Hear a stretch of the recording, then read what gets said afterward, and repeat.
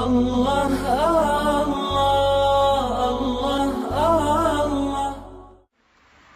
حضرت شیخ حدیث مولانا زکریا رحمۃ اللہ علیہ نے لکھا ہے کہ ایک بزرگ نے کشف کی نظر سے دیکھا کہ شیطان انسان کے کمر کی طرف، پشت کی طرف اس طرح بیٹھا ہے جیسے مچھر کسی کو کاٹنے کے لیے بیٹھا ہوتا ہے، اور وہ ہر وقت انسان کے قلب کو دیکھتا رہتا ہے۔ اگر قلب کو ذاکر پاتا ہے تو قلب میں وساوس نہیں ڈال سکتا، اور جب دیکھتا ہے کہ قلب غافل ہے تو فوراً اس میں غفلت کا انجیکشن لگا دیتا ہے اور بندے کو وسوسے آنے شروع ہو جاتے ہیں۔ تو غفلت کا علاج ذکر ہے، اور غفلت سے بچنا ہمارے اوپر لازم ہے، فرض ہے۔ اللہ تعالیٰ ارشاد فرماتے ہیں وَلَا تَكُن مِّنَ الْغَافِلِينَ، کہ آپ غافلوں میں سے نہ ہوں۔ تو جب اللہ نے فرما دیا کہ غافلوں میں سے نہیں ہونا تو ہمارے اوپر لازم ہو گیا کہ ہم غفلت سے بچیں۔ ہمارے مشائخ نے تو اس پر اتنی محنت کی کہ انہوں نے فرمایا جو دم غافل سو دم کافر، جو لمحہ غفلت میں گزر گیا یوں سمجھو کہ وہ لمحہ کفر کی حالت میں گزر گیا۔ ایک لمحہ بھی اللہ سے غافل نہیں ہونا۔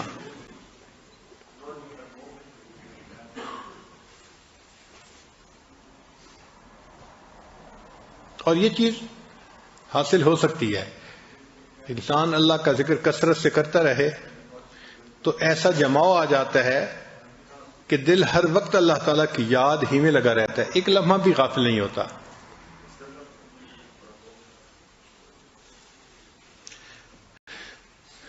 ذکر کا ذرا مفہوم سمجھ لیں۔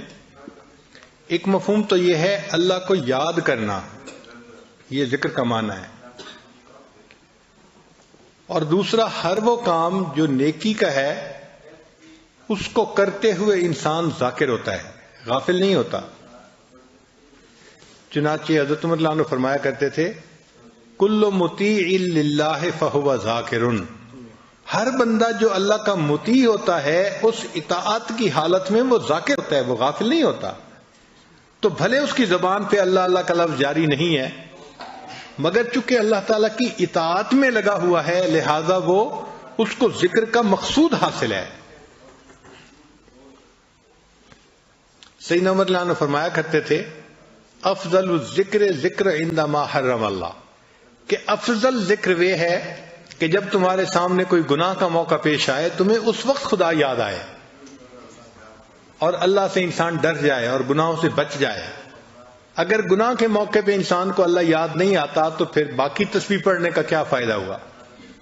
تو مقصود تو یہ ہے کہ اللہ کی یاد ایسی آ جائے دل میں کہ گناہ کا موقع آئے تو انسان کا دھیان اللہ کی طرف چلا جائے اور انسان اس گناہ سے بچ جائے۔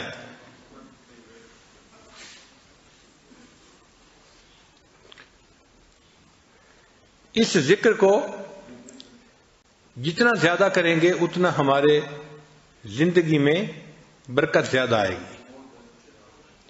یہ اتنا اہم ہے کہ اللہ تعالیٰ نے حضرت موسیٰ علیہ السلام اور ہارون علیہ السلام کو جب نبوت سے سرفراز فرمایا اور فرعون کی طرف بھیجا تو ان کو ہدایات دی۔ فرمایا اذهب انت واخوک بآیاتی ولا تنیا فی ذکری، جائیے آپ اور آپ کا بھائی میری ان نشانیوں کو لے کر اور آپ دونوں میری یاد سے غافل نہ ہونا۔ آپ دیکھیں اللہ تعالیٰ ہدایات دے رہے ہیں، اور کن کو دے رہے ہیں؟ انبیاء کو دے رہے ہیں، اور ان ہدایات کا تذکرہ قرآن میں اللہ فرما رہے ہیں، اور ان کو کہا گیا کہ دیکھیں آپ لوگ دین کی دعوت کا کام تو کریں مگر ولا تنیا فی ذکری، آپ دونوں میرے ذکر سے غافل نہ ہونا۔ تو دعوت کی ابتدا میں دیکھو ذکر ہے اور انتہا میں ذکر ہے۔ دیکھیں دعوت کی ابتدا تو یہ ہوتی ہے کہ انسان کسی کے سامنے دین کو پیش کرتا ہے، اور انتہا یہ ہوتی ہے کہ اگر وہ نہیں مانتا تو پھر تلوار فیصلہ کرے گی۔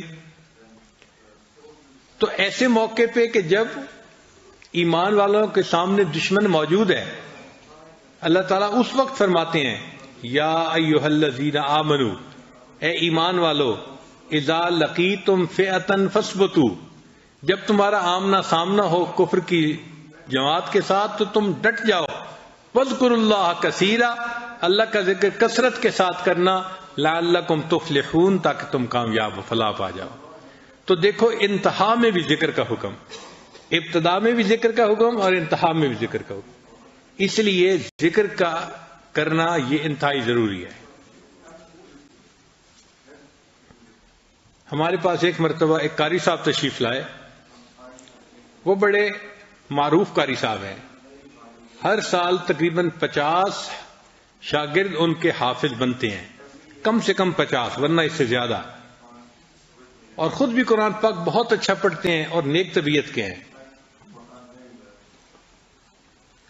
پاس آ کے بیٹھے تو آنکھوں میں سے آنسو جاری ہیں. میں نے پوچھا قاری صاحب کیا ہوا؟ کہنے لگے کہ بس اور کسی کے سامنے تو اپنا من نہیں کھول سکتا، لیکن آپ کو تو میں اپنی حالت بتا سکتا ہوں. میں حد الوسع گناہوں سے بچنے کی کوشش کرتا ہوں، ہر وقت قرآن پاک پڑھتا رہتا ہوں. کم از کم ایک منزل قرآن روزانہ پڑھتا ہوں، یعنی ہر 7ویں دن قرآن پاک میں ختم کرتا ہوں. اور میں اپنے شاگردوں کو بھی قرآن پاک پڑھاتا ہوں. اور تہجد کے وقت ان کو اٹھا کر میں اس وقت سے ان کا قرآن سننا شروع کرتا ہوں. اور ایک دن میں تقریباً 16 سے 18 گھنٹے میں قرآن پاک سنتا ہوں.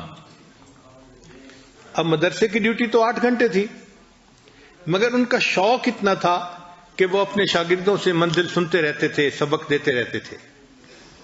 تو ایک دن میں 24 میں سے 18 گھنٹے قرآن پاک سنتے پڑھتے گزر جاتے تھے. تو وہ کہنے لگے کہ جب میں بیٹھا ہوتا ہوں تو میرے چاروں طرف بچے بیٹھے ہوتے ہیں اور وہ اپنی اپنی منزل سنا رہے ہوتے ہیں، اور میں ان بچوں کو ان کی غلطی کی نشاندہی کر رہا ہوتا ہوں. اب اس وقت جب کہ قرآن پاک پڑھا جا رہا ہے اور معصوم بچے اپنی معصوم زبانوں سے قرآن پاک پڑھ رہے ہیں، تو وہ کہنے لگے کہ مصیبت یہ ہے کہ عین اس وقت شیطان میرے دل میں گناہ کا خیال ڈال رہا ہوتا ہے. کان میں قرآن پڑھ رہا ہے، چاروں طرف بچے قرآن پڑھ رہے ہیں، کلاس میں بچے قرآن پڑھ رہے ہیں، اور میں اس بہار کے اندر بیٹھا ہوا میرے دل میں گناہوں کے وساوس آ رہے ہوتے ہیں. میں ان بچوں کے چہروں کو نہیں دیکھ سکتا، میں آنکھیں اپنی بند رکھتا ہوں، مگر اپنی اس حالت سے میں بہت تنگ ہوں. مجھے آپ بتائیں میں کیا کروں؟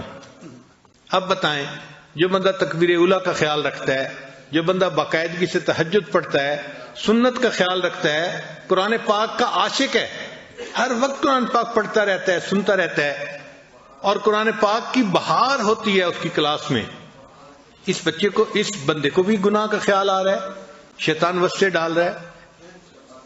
اب یہ کرے تو کیا کرے، جائیں تو کہاں جائیں؟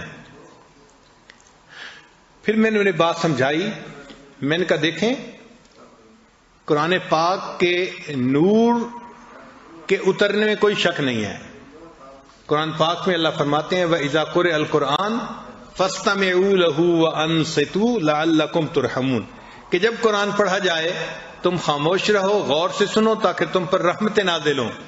تو جہاں قرآن پاک پڑھا جاتا ہے وہاں رحمتیں نازل ہوتی ہیں، نور نازل ہوتا ہے، لیکن آپ کا دل اس نور کو ایکسپٹ نہیں کر پا رہا، اس کو جذب نہیں کر پا رہا. نور اترتا ہے، نور اترنے میں کوئی شک نہیں ہے، یہ اللہ کا قرآن گواہی دے رہا ہے، مگر آپ کا دل اس نور کو جذب نہیں کر پا رہا. تو قاری صاحب نے سوال پوچھا کہ جی میرا دل کیوں نور کو جذب نہیں کر پا رہا؟ پھر میں نے انہیں بات سمجھائی. میں نے کہا دیکھیں قاری صاحب، بچہ جب پیدا ہوتا ہے نا تو اس کو ماں کا دودھ پلایا جاتا ہے، اس لیے کہ اس کے لیے سب سے زیادہ موافق اس کی والدہ کا دودھ ہوتا ہے. اور اگر فرض کرو کہ والدہ کا دودھ نہ ہو یا کم ہو تو پھر اس کے لیے اس بچے کو بکری کا دودھ پلا دیتے ہیں یا گائے کا دودھ پانی ملا کے پتلا کر کے پلا دیتے ہیں، تو بچہ اس کو بھی جذب کر لیتا ہے. پھر جب بچہ بڑا ہو جاتا ہے، جوان ہو جاتا ہے، تو پھر اتنا قوی ہو جاتا ہے کہ اب اس کو بھینس کا دودھ بھی پلا دیں تو وہ اس کو بھی ہضم کر لیتا ہے. لیکن اگر پیدا ہونے والے بچے کو بھینس کا دودھ پلائیں گے تو اس کا ہاضمہ خراب ہو جائے گا اور وہ ہسپتال پہنچ جائے گا. اس لیے کہ اس کا ہاضمے کا نظام اتنا کمزور ہے کہ وہ ثقیل دودھ کو برداشت نہیں کر سکتا. اور بھینس کا دودھ چونکہ اس میں مکھن زیادہ ہوتا ہے تو وہ ثقیل ہوتا ہے، اور گائے کا دودھ جو ہے یا بکری کا یہ لطیف ہوتا ہے.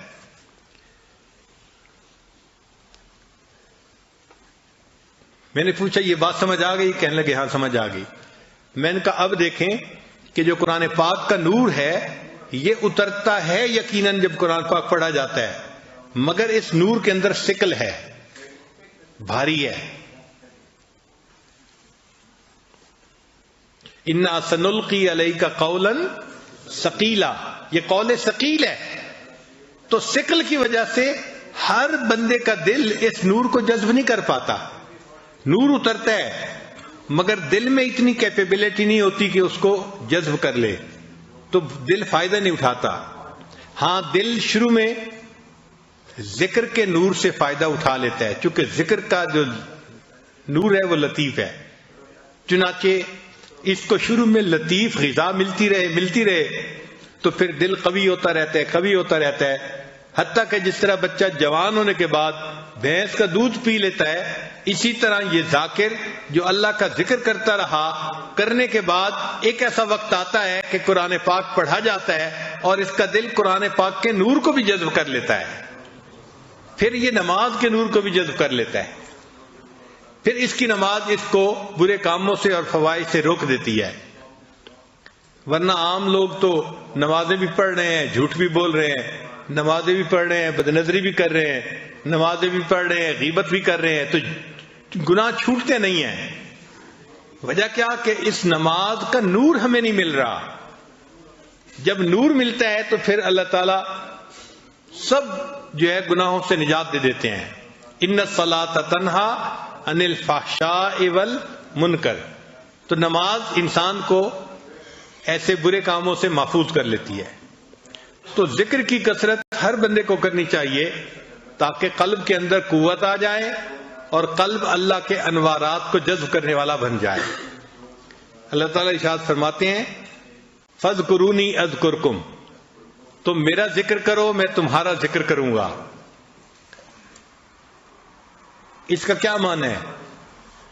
اس کا معنی یہ نہیں ہے کہ بندہ کہ اللہ اللہ اللہ اور اللہ فرمائے بندہ بندہ بندہ، ایسا نہیں ہے اس کا معنی. اس کا معنی کچھ اور ہے.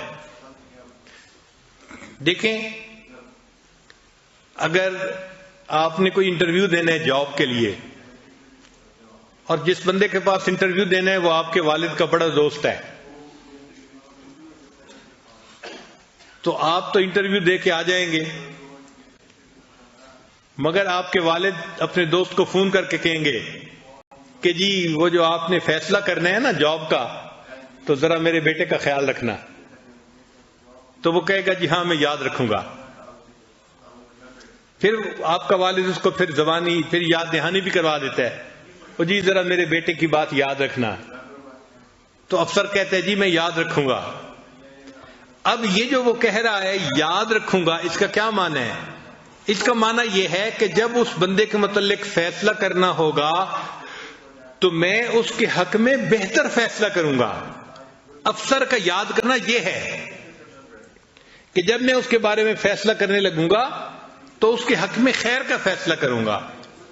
تو یہ معنی ہے کہ ہم تو اللہ کو اللہ کے ذکر سے یاد کریں گے، اور اس کے مقابلے میں جو اللہ بندے کو یاد کرتے ہیں تو اللہ جب فیصلے فرماتے ہیں تو بندے کے لیے خیر کے فیصلے فرما دیتے ہیں. اس بندے کے لیے اللہ تعالیٰ نئے نئے اعمال کی توفیقوں کے فیصلے فرما دیتے ہیں. اس بندے کو اللہ کا یاد رکھنا اس بندے کے لیے یہ ہے. تو اس لیے جتنا ہم ذکر کریں گے اتنا اللہ تعالیٰ ہمیں نئے نئے اعمال کی توفیق عطا فرمائیں گے، ہمارے عملوں کو قبول کریں گے. ہم اللہ تعالیٰ کو یاد کریں گے آسانی کے وقت میں، اور اللہ تعالیٰ اس کے مقابلے میں مشکل کے وقت میں ہمیں یاد فرمائیں گے.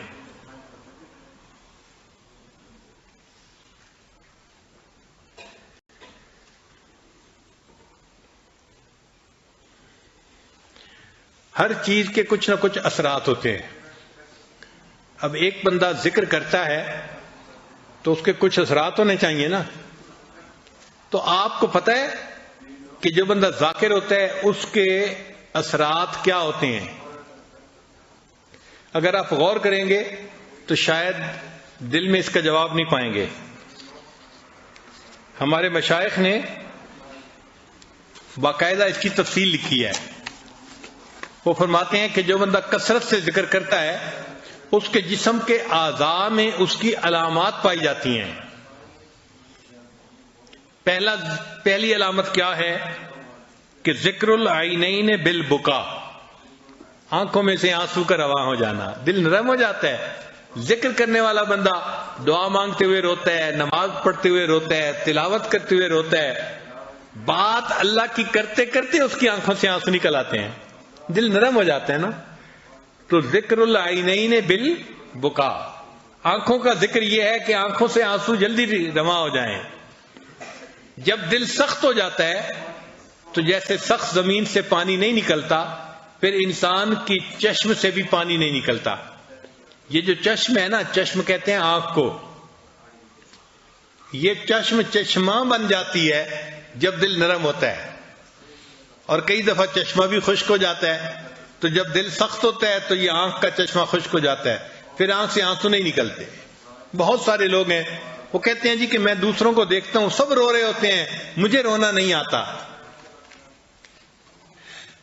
بھائی آپ نے اگر اپنے دل پہ محنت کی ہوتی تو پھر آپ کو بھی رونا آ رہا ہوتا. تو آنکھوں پہ جو اثر ہوتا ہے ذکر کا وہ کیا کہ ذکر العینین بالبکا، آنکھوں میں سے آنسو روانہ ہو جاتے ہیں.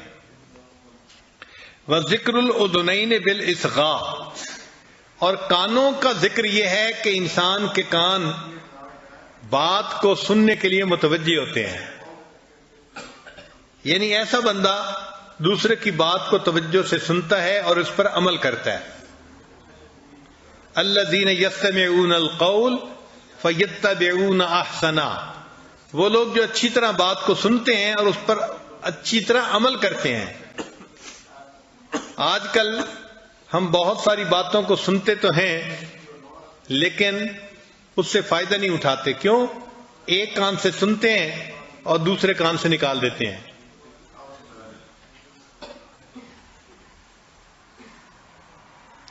چنانچہ جہنمی جب جہنم میں جائیں گے تو اس وقت ان سے فرشتے کہیں گے کہ تمہیں کوئی ڈرانے والا نہیں آیا تھا، سمجھانے والا نہیں آیا تھا کہ جہنم سے بچنا، جنت جانے کی تیاری کرنا؟ تو جہنمی کہیں گے آیا تو تھا، ہم نے جھٹلا دیا تھا. اور پھر وہ کہیں گے لو کننا نسمع، اے کاش اگر ہم سنتے، اور نعقلوا، اور ہمارے اندر عقل کی رتی ہوتی، ما کننا فی اصحاب السعیر، ہم جہنم جانے والوں میں سے نہ بنتے. ہم تو خیر کی بات سنتے ہی نہیں تھے. تو انسان کئی مرتبہ سنتا ہے مگر ایسے ہوتا ہے جیسے نہیں سن رہا ہوتا. ہمارے حضرت مرشد عالم رحمۃ اللہ علیہ بھرے مجمع میں کئی مرتبہ جلال میں آ کے کہتے تھے وہ سن رہے ہو؟ میں کہتا ہوں تم نہیں سن رہے. پہلے فرماتے تھے وہ سن رہے ہو، پھر فرماتے تھے میں کہتا ہوں تم نہیں سن رہے. تو انسان سننے کے باوجود ایسے ہوتا ہے جیسے اس نے نہیں سنا ہوتا. اور اللہ تعالیٰ اس کو سننے کی توفیق ہی نہیں دیتے. قرآن پاک میں اللہ فرماتے ہیں وَلَوْ أَرَادَ اللَّهُ بِهِمْ خَيْرًا لَأَسْمَعَهُمْ، اگر اللہ ان میں خیر پاتے ان کو سننے کی توفیق دے دیتے. یعنی ان میں خیر ہوتی نا تو اللہ ان کو بات سنوا دیتے، یہ اس سے فائدہ اٹھا لیتے. سنتے ہی نہیں ہے.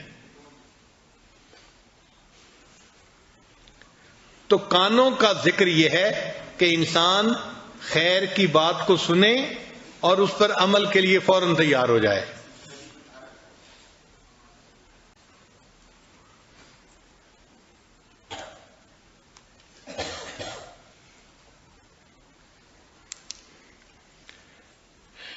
پھر فرمایا وہ ذکر اللسان بالثناء، کہ زبان کا ذکر اللہ تعالیٰ کی ثنا ہے. جس بندے کے دل میں اللہ کی محبت ہوگی تو اس کی تو زبان پہ ہر وقت اللہ ہی کی باتوں کا تذکرہ رہے گا نا، اللہ کی باتیں کرتا رہے گا. تو زبان سے اللہ کی ثنا بیان کرنا یہ زبان کا ذکر ہے. یا تیرا تذکرہ کرے ہر شخص، یا تیرا تذکرہ کرے ہر شخص، ورنہ پھر ہم سے گفتگو نہ کرے. تو ذاکر کی یہ کیفیت ہوتی ہے، اس کی زبان پہ ہر وقت اللہ کا ذکر رہتا ہے. جہاں جاتے ہیں ہم تیرا فسانہ چھیڑ دیتے ہیں، موقع ملتا ہے وہ اللہ کی بات شروع کر دیتا ہے. ہم تو زندہ ہیں کہ دنیا میں تیرا نام رہے، بس اللہ کا نام لیتے رہتے ہیں ہر وقت. وذکر اللسان بالثناء وذکر الیدین بالعطاء، اور ہاتھوں کا ذکر یہ ہے کہ انسان اللہ کے راستے میں خرچ کرے، اپنے مال کو دے. یہ جو عطا کی صفت ہے نا، یہ بھی ہر بندے کو نصیب نہیں ہوتی. بہت سارے بندے ہیں جو مالدار ہوتے ہیں، اور کچھ بندے ایسے بھی ہیں کہ جو مال کے چوکی دار ہوتے ہیں، مالدار نہیں ہوتے، مال کے چوکی دار ہوتے ہیں. بس یہی دیکھتے رہتے ہیں کہ اب میرا بیلنس اتنا ہو گیا، اب اتنا ہو گیا، اتنا ہوتا ہے، اور اللہ کے راستے میں خرچ کی توفیق نہیں ہوتی. مالدار وہ ہے جس کو اللہ تعالیٰ خوب دے اور وہ اس مال کو اللہ کے راستے میں خوب خرچ کرے. یہ مالدار ہے جو اپنے اس مال کو صحیح جگہ استعمال کر رہا ہے. حدیث مبارکہ میں ہے کہ نبی علیہ الصلوۃ والسلام رمضان المبارک میں اللہ کے راستے میں بہت کثرت کے ساتھ خرچ فرماتے تھے.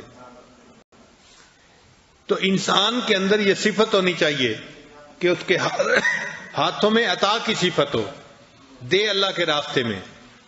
یاد رکھیں جو ہم دیتے ہیں نا، یہ واپس لوٹ کے آتا ہے، اور کئی گنا زیادہ ہو کے واپس آتا ہے. ایک دیں گے اللہ تعالیٰ اس کے بدلے کم سے کم 10 عطا فرمائیں گے. من جاء بالحسنۃ فلہ عشر امثالھا. اس لیے صحابہ رضی اللہ تعالیٰ عنہ اللہ کے راستے میں خوب خرچ کرتے تھے. سیدہ شریکہ رضی اللہ تعالیٰ عنہ، ان کو حضرت عمر رضی اللہ عنہ نے ایک مرتبہ 40,000 درہم بھیجے. تو انہوں نے مدینہ کی بیواؤں کو، یتیم بچوں کو بلوایا اور ان میں پیسہ خرچ کرنا شروع کر دیا، ان کو دینا شروع کر دیا. باندی نے دیکھا کہ گھر میں تو کھانے کی کوئی چیز نہیں، اور ام المؤمنین روزے سے بھی ہیں اور روزہ افطار کرنے کا وقت آ رہا ہے.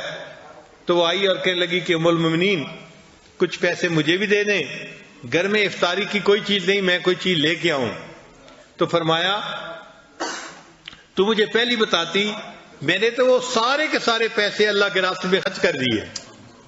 یہ ہے عطا کی صفت کہ سارے پیسے اللہ کے راستے میں خرچ کر دیے، اور اپنے لیے افطاری کو کچھ ہے یا نہیں اس کا پتہ بھی نہیں چلا.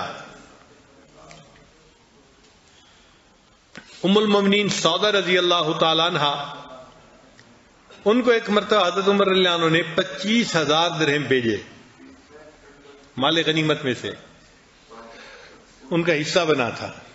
تو جب 25,000 درہم ملے تو انہوں نے اسی وقت عورتوں کو بلوایا، غریب عورتوں کو، اور ان میں تقسیم کر دیے. جب تقسیم کر کے فارغ ہو گئیں تو پھر انہوں نے 2 رکعت نفل نماز پڑھی، اور نفل کے بعد یہ دعا مانگی، اے اللہ امیر المومنین عمر رضی اللہ عنہ کو آئندہ توفیق ہی نہ دے کہ وہ میری طرف پیسے بھیجا کریں. اے اللہ ان کو توفیق ہی نہ دے کہ وہ میری طرف پیسے بھیجیں.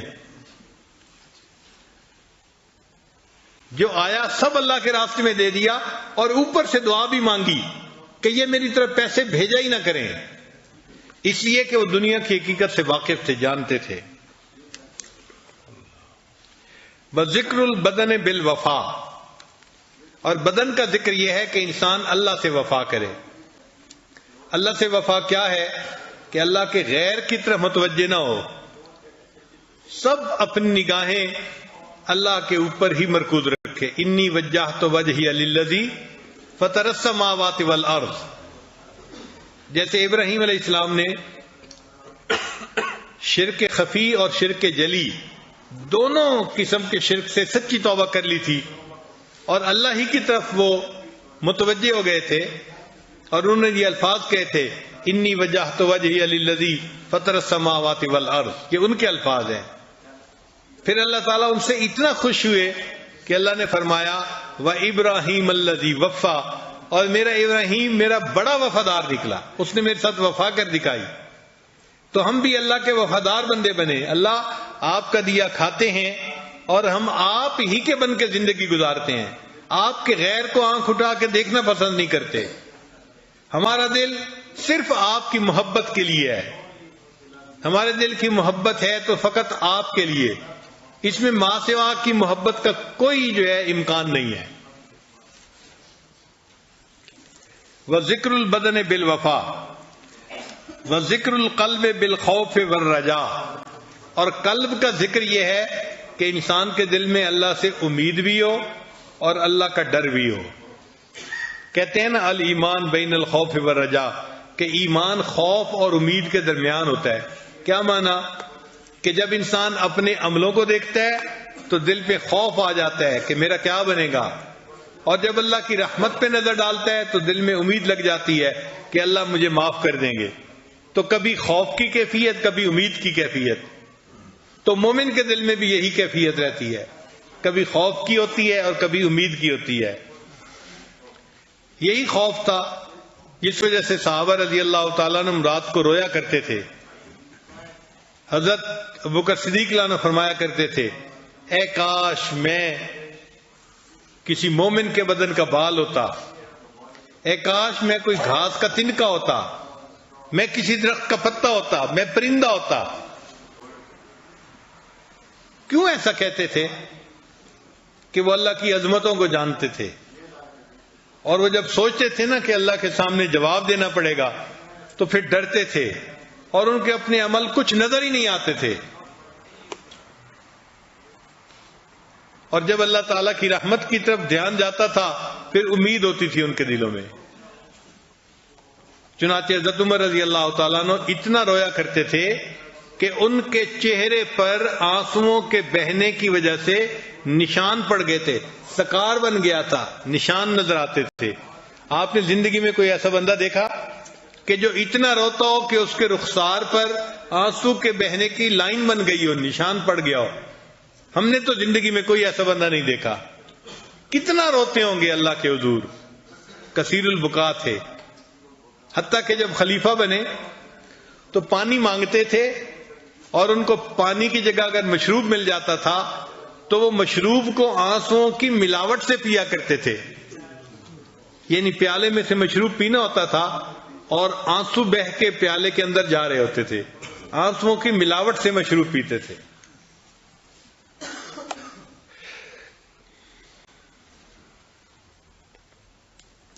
وَذِكْرُ الْقَلْبِ بِالْخَوْفِ وَالرَّجَاءِ وَذِكْرُ الرُّوحِ بِالتَّسْلِيمِ وَالرَّضَاءِ، اور روح کا ذکر یہ ہے کہ انسان کے اندر تسلیم اور رضا پیدا ہو جائے۔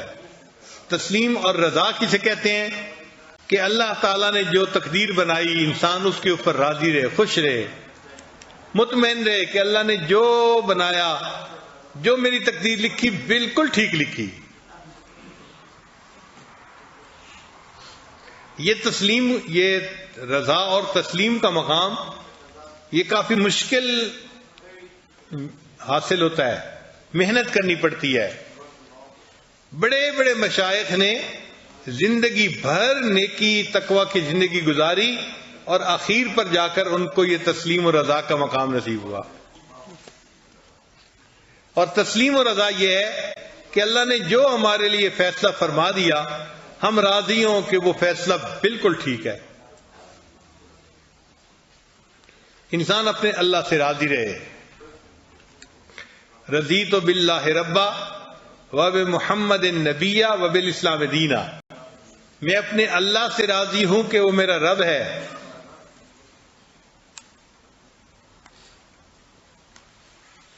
اور میں محمد صلی اللہ علیہ وسلم سے راضی ہوں کہ وہ میرے نبی ہیں، اور میں اسلام سے راضی ہوں کہ اسلام میرا دین ہے۔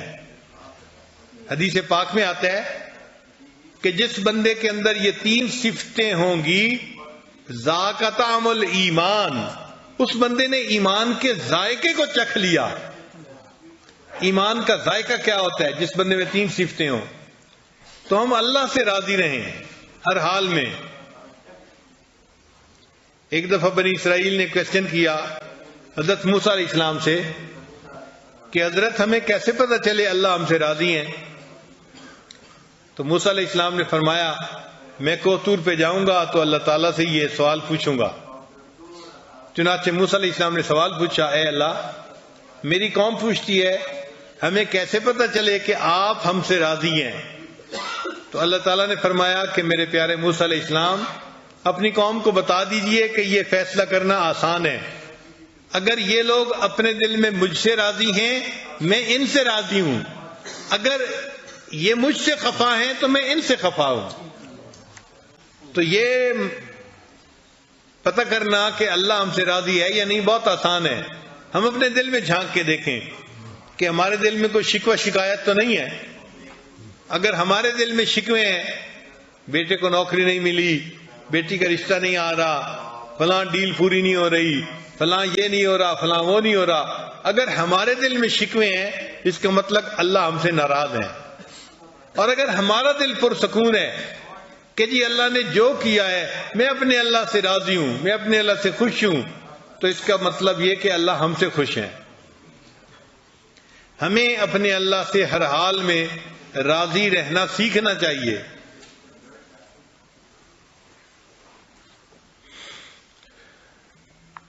لطف سجن دم بدم قہر سجن گاہ گاہ، کہ سجن کا یار کا لطف تو ہر وقت ہے اور یار کی ناراضگی وہ کبھی کبھی۔ لطف سجن دم بدم قہر سجن گاہ گاہ، ای بھی سجن واہ واہ اوں بھی سجن واہ واہ، اے میرے مالک میں ایسے بھی آپ سے راضی، میں ایسے بھی آپ سے راضی۔ تو ہم اپنے اللہ سے ہر حال میں راضی رہیں۔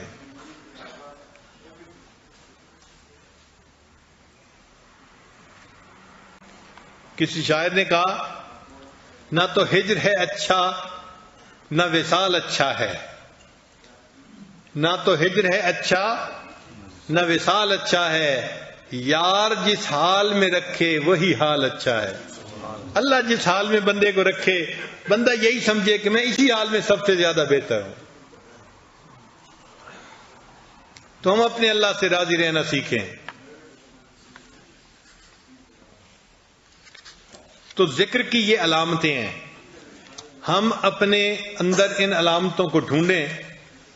اگر ہماری آنکھوں میں بکا ہے، اگر ہماری زبان پہ اللہ کی ثنا ہے، اگر ہمارے ہاتھوں میں عطا ہے، اگر ہمارے دل میں خوف اور رجا ہے، اگر ہمارے دماغ میں تسلیم و رضا ہے، تو یہ اس بات کی دلیل ہے کہ ہم جو ذکر کر رہے ہیں اس ذکر کے اثرات ہمارے جسم میں مرتب ہو رہے ہیں۔ اور اگر یہ کیفیتیں نظر نہیں آتی تو اس کا مطلب یہ کہ ہم طوطے کی رٹ میں لگے ہوئے ہیں، جیسے طوطا ٹیں ٹیں ٹیں ٹیں کرتا رہتا ہے، ہم بھی اسی طرح بس الفاظ پڑھ رہے ہیں، ان الفاظ کا قلب تک جو ہے اثر نہیں جا رہا۔ ایک بندے نے طوطا پالا اور اس نے اس کو اللہ کا نام سکھایا، چنانچہ وہ طوطا اللہ کا نام بولتا تھا اور اس کو دیکھنے کے لیے لوگ بڑی دور دور سے آتے تھے۔ اب جو مالک تھا اس کو طوطا بڑا پیارا تھا، وہ اس کا بڑا خیال رکھتا تھا۔ اللہ کی شان، ایک دن پنجرہ کھلا رہ گیا تو قریب کوئی بلی پھر رہی تھی، اس کا داؤ لگا، اس نے آ کے طوطے کو پکڑا اور لے کے بھاگ گئی۔ مالک کو پتا تب چلا جب طوطے نے ٹیں ٹیں شروع کر دی۔ اب اس کو غم بھی تھا کہ میرا طوطا اللہ کا لفظ بولتا تھا اور لوگ سننے آتے تھے، مجھے خوشی ہوتی تھی۔ اب اس طوطے کو بلی لے کے چلی گئی، مگر اس کو حیرانی بھی تھی۔ تو وہ کسی اللہ والے کے پاس آیا اور کہنے لگا کہ حضرت مجھے حیرانی اس بات کی ہے کہ میں نے اسے اللہ اللہ سکھایا تھا، جب بلی اس کو پکڑ کے لے گئی تو اس کی زبان سے اللہ اللہ تو نہیں نکل رہا تھا، ٹیں ٹیں نکل رہی تھی۔ تو ان بزرگوں نے فرمایا کہ پریشان ہونے کی بات نہیں ہے، اصل میں اس کی زبان پہ اللہ اللہ تھا اور اس کے دل میں ٹی ٹی تھی، اور موت کے وقت وہ نکلتا ہے جو دل میں ہوتا ہے۔ اگر اس کے دل میں اللہ اللہ ہوتا تو پھر موت کے وقت بھی اللہ اللہ نکل رہی ہوتی۔ تو بھائی زبان سے صرف الفاظ پڑھ لینا کافی نہیں جب تک کہ دل میں اس کا اثر مرتب نہ ہو۔ اللہ کرے کہ ہمارے دل میں اللہ کا نام رچ بس جائے، حتیٰ کہ جب موت کا وقت آئے تو اللہ کا نام ہماری زبان پہ جاری ہو جائے، بے اختیار کلمہ جاری ہو جائے اور کلمہ پڑھیں اور اپنے رب کے حضور پیش ہو جائیں۔ وآخر دعوانا ان الحمد للہ رب العالمین۔ تھوڑی دیر کے لیے مراقبہ کر لیجئے، آنکھوں کو بند کر لیجئے، سر کو جھکا لیجئے، دنیا اور جو کچھ دنیا میں ہے اس سے ہٹ کٹ کے اللہ رب العزت کی یاد میں ڈوب جائیے۔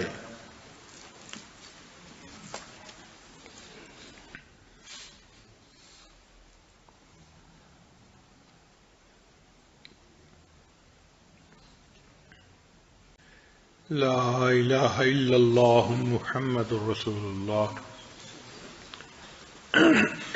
دعا کر لیجئے۔ سبحان ربی العلی الوہاب۔ اللہم صلی علی سیدنا محمد وعلی آل سیدنا محمد وبارک وسلم۔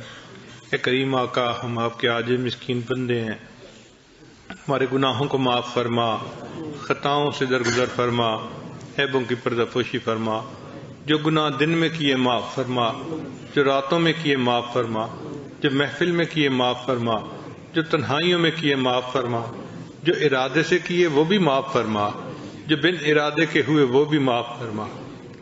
اے اللہ، معصیت کی ذلت سے محفوظ فرما اور ہمیں طاعات کی عزت نصیب فرما۔ آنے والے وقت کو گزرے وقت سے بہتر فرما، آنے والی زندگی کو گزری ہوئی زندگی کا کفارہ بنا۔ اے اللہ، آپ کے بندے دور دور سے دل میں نیک امیدیں لے کے یہاں آئے ہیں، اے اللہ ان کی امیدوں کو پورا فرما۔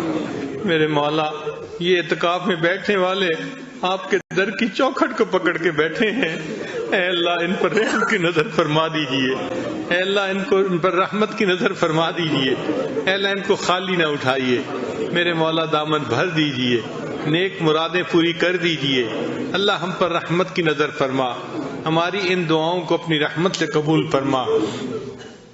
کریم آقا، جو مانگا وہ بھی عطا فرما، جو مانگنا چاہیے تھا ہم نہیں مانگ سکے ہمیں وہ بھی عطا فرما۔ رب کریم، ہمیں نیکی کی نئی نئی توفیقیں عطا فرما۔ اے اللہ، نفس و شیطان کے مکر و فریب سے محفوظ فرما۔ میرے مالک، ہمارے نفس کو نفس مطمئنہ بنا۔ اے اللہ، ہم گناہ نہیں کرنا چاہتے، ہمارا نفس امارہ ہے اور شیطان بدبخت پیچھے لگا ہوا ہے۔ اے اللہ، ہمارے نفس کو نفس مطمئنہ بنا دیجئے اور ہمیں گناہوں سے ہماری جان چھڑا دیجئے۔ اللہ ہم پر رحمت کی نظر فرما، ہماری ان دعاؤں کو اپنی رحمت سے قبول فرما۔ اے اللہ، رمضان مبارک کا آخری عشرہ ہے جو آگ سے خلاصی کا عشرہ ہے، اے اللہ ہمیں آگ سے نجات عطا فرما دیجئے۔ اللہ، ہم سے تو دھوپ کی گرمی برداشت نہیں ہوتی، اللہ تیرے جہنم کی گرمی کہاں برداشت ہوگی۔ اے اللہ، رحمت کی نظر فرما دیجئے، قیامت کے دن کی ذلت و رسوائی سے محفوظ فرما لیجئے، ہماری ان دعاؤں کو اپنی رحمت سے قبول فرما لیجئے۔ ربنا تقبل منا انک انت السمیع العلیم، تب علینا انک انت التواب الرحیم۔ صلی اللہ تعالی علی حبیبہ سیدنا محمد وآلہ واصحابہ اجمعین برحمتک یا ارحم الراحمین۔